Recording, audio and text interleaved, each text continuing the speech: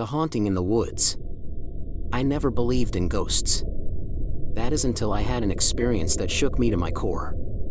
It all started when I decided to visit my late grandpa's grave one sunny afternoon, just 2 hours before the sun began its descent.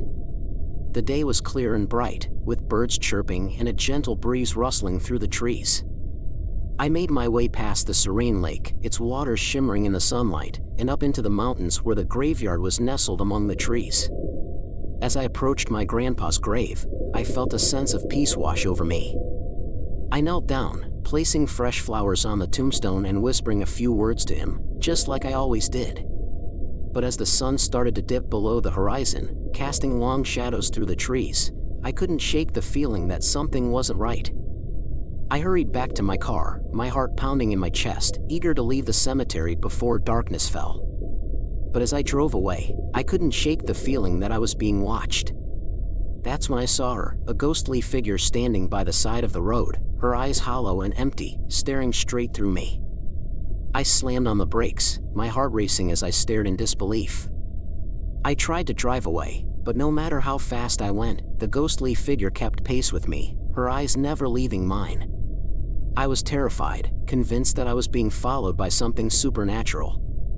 I drove faster and faster, my heart pounding in my chest, until I finally reached the edge of the forest. But as I stepped out of my car and into the darkness, I realized that I was not alone. The ghostly figure was still there, her hollow eyes fixed on me as she drifted closer and closer.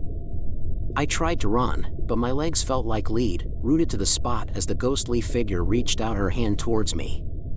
I screamed for help, but no one came. And as the ghostly figure's icy fingers closed around my throat, I knew that I was in the grip of something far more sinister than I had ever imagined. I barely escaped with my life that night, fleeing into the darkness of the forest as the ghostly figure pursued me relentlessly. I've learned my lesson, some things are better left undisturbed. And as I sit here, recounting my tale, I can't help but wonder if the ghostly figure still lingers in the shadows, waiting for her next victim. Story 2. Shadows from the Other Realm. The dream ended, but the real nightmare just began. It all started on a seemingly ordinary morning in my apartment.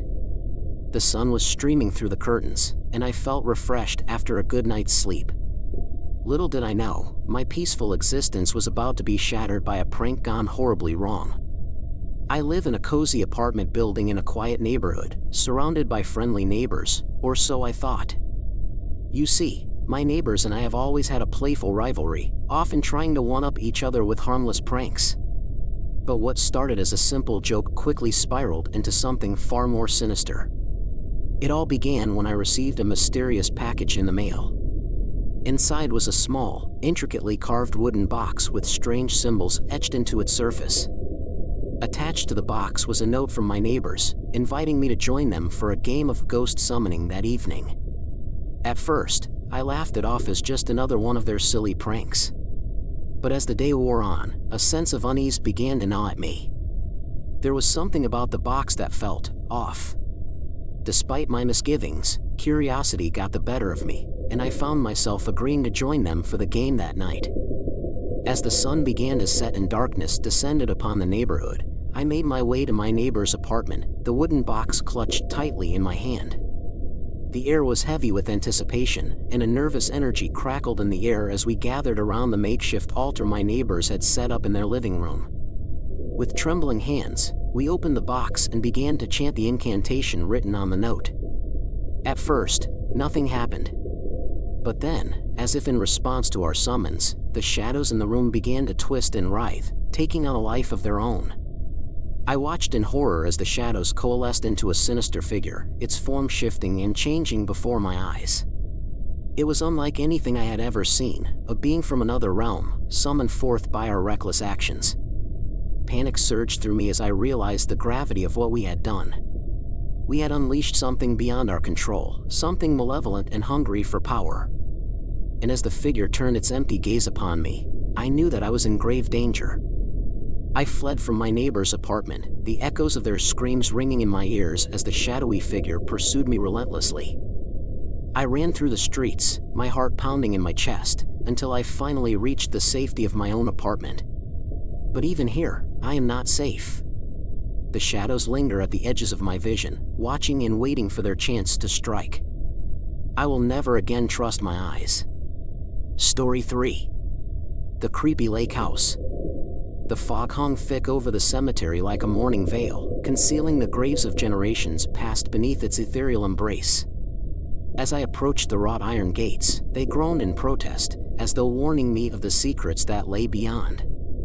Headstones rose like jagged teeth from the earth, their inscriptions weathered by time and forgotten by all but the restless spirits that wandered among them. With each step, the air grew colder, seeping into my bones like the chill of a winter's night. The moon hung low in the sky, casting a pale, ghostly glow over the scene, illuminating the path ahead with an otherworldly light. Shadows danced along the ground, their movements fluid and unsettling, as though driven by unseen forces. I pressed on, my footsteps muffled by the damp earth, my heart pounding in my chest with a mixture of excitement and trepidation. The cemetery was a place of whispers and secrets, a realm where the veil between the living and the dead grew thin, and I could feel its ancient power pulsing through the air like an electric current.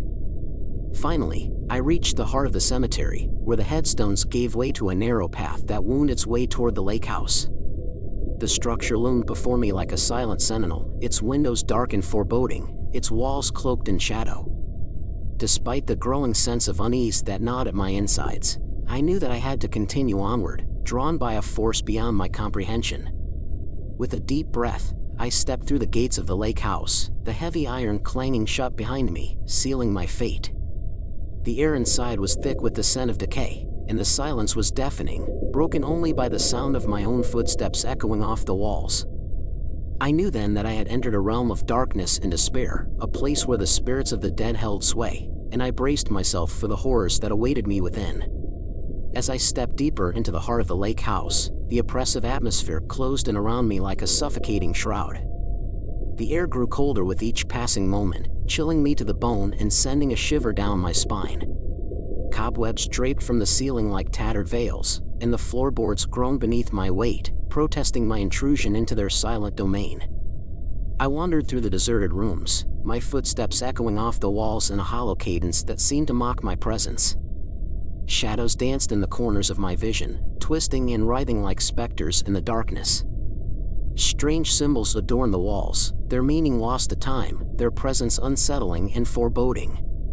I paused in front of a cracked mirror, its surface warped and tarnished with age. My reflection stared back at me with hollow eyes, distorted by the passage of time. For a moment, I felt as though I was looking into the abyss itself, the depths of which held untold horrors beyond imagining. A sudden draft sent a chill racing down my spine, and I turned to find the source of the disturbance. But the room was empty, save for the lingering echoes of my own footsteps. I shook my head, chiding myself for succumbing to paranoia, and pressed on into the darkness. As I explored the depths of the lake house, I became acutely aware of a presence watching me from the shadows, a presence that sent goosebumps prickling along my skin and made the hairs on the back of my neck stand on end. I could feel its eyes upon me, cold and unyielding, filled with a malevolence that sent a shiver down my spine. Despite the growing sense of unease that gnawed at my insides, I continued to search for answers, driven by a determination to uncover the truth lurking within the house's decaying walls. But with each passing moment, the feeling of being watched grew stronger, until it felt as though the very air itself was alive with the presence of something dark and sinister. I stumbled upon a hidden staircase that led down into the depths of the lake house, its steps worn and weathered with age. With a sense of trepidation, I descended into the darkness, my heart pounding in my chest with each step. Little did I know that the true horrors of the lake house were yet to reveal themselves, lurking just beyond the reach of my feeble grasp. There, standing before me, was the specter of a woman, her eyes hollow and empty, her pale skin translucent in the moonlight. She reached out to me with spectral fingers, her voice a whisper on the wind, pleading for release from the torment that bound her to this earthly realm.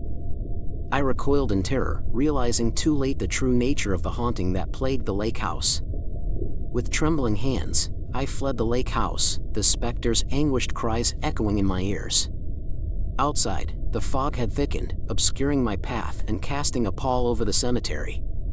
Desperate to escape the ghostly presence that pursued me, I stumbled through the graves, my heart pounding in my chest. As I reached the gates, I glanced back at the lake house, its windows now aglow with an unholy light. In that moment, I understood the true nature of the haunting, the restless souls of those who had perished in the lake, bound to the house by a curse older than time itself. With a final, fearful glance, I fled into the night, vowing never to return to that accursed place again. The end. Subscribe for more. Thank you.